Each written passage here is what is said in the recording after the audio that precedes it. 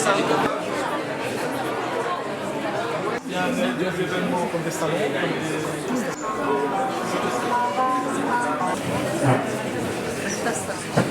Merci beaucoup à tous et puis je vous souhaite une très belle journée. Et là, le soleil est un peu sorti pour votre pause café, ce qui est très positif. Et puis, je sais que vous allez avoir des rencontres agréables et surtout très fructueuses pour des relations d'affaires à l'avenir et dans les prochaines années également. Merci beaucoup. Je suis très très fier de voir que notre conseiller économique est à ce niveau-là. Merci beaucoup, Yanis. Merci, merci, merci. Vous savez, les relations entre le Maroc et le Canada, les relations commerciales, ne sont pas très fortes, malgré qu'il reste quand même le cinquième partenaire africain au Canada. Et le Maroc, il y a encore beaucoup de travail à faire parce que de toute façon, le libre-échange qui est en train de se négocier, ça fait des années et des années, ça n'a pas été encore réalisé. Ça ne peut pas aider vraiment à rendre le pays... Le Canada, c'est un pays très sollicité. Et les projets, ce soit au niveau, par exemple, du Canada, c'est le projet principal, c'est l'accord du libre-échange. C'est un jour, il sera signé. Mais malgré ça, cet accord-là, il peut y avoir des relations commerciales, il peut y avoir des besoins encore beaucoup plus forts du Maroc envers le Canada. Il faut juste trouver les produits qu'on aura besoin. Le secteur humain, la communauté marocaine. La communauté marocaine, c'est une des communautés les plus scolarisées du Québec. C'est connu, c'est des diplômés, c'est des universitaires. Si on enlève même le corps professoral de mathématiques de l'Université de Laval, on ne peut plus donner de cours. C'est sur combien la communauté marocaine? Pardon? La communauté marocaine au Canada se chiffre à combien? On parle de 128 000 personnes entre communauté juive et communauté musulmane. Mais c'est dans les années 80 que les communautés musulmanes ont monté, surtout en l'année 80 parce qu'il y avait l'accord sur les frais de scolarité entre le Québec, le gouvernement du Québec et le Maroc. Et ce qui les Marocains payaient le même. Et moi-même, je suis grâce à cette période-là.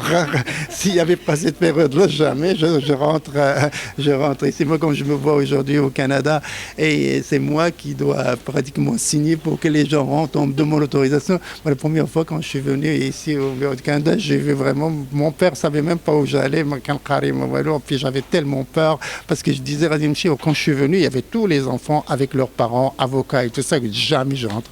Et là aujourd'hui, c'est moi qui fais ça, et c'est ça le Canada. Le Canada, c'est un pays humain. La région MEM by CGM, c'est une nouvelle région qui a été créée par la CGM dans le cadre de sa proximité avec l'entreprise. On s'est rendu compte qu'aujourd'hui, il y a 5 millions de Marocains inscrits dans les consulats marocains à travers le monde. Il y a 300 000 entrepreneurs et 5 000 à 6 000 associations professionnelles. Dans ce cadre-là, on a voulu créer cet espace pour recevoir les Marocains entrepreneurs du monde, pour leur donner la possibilité d'avoir des informations sur le Maroc et pour aider à l'internationalisation de l'entreprise marocaine où qu'elle soit.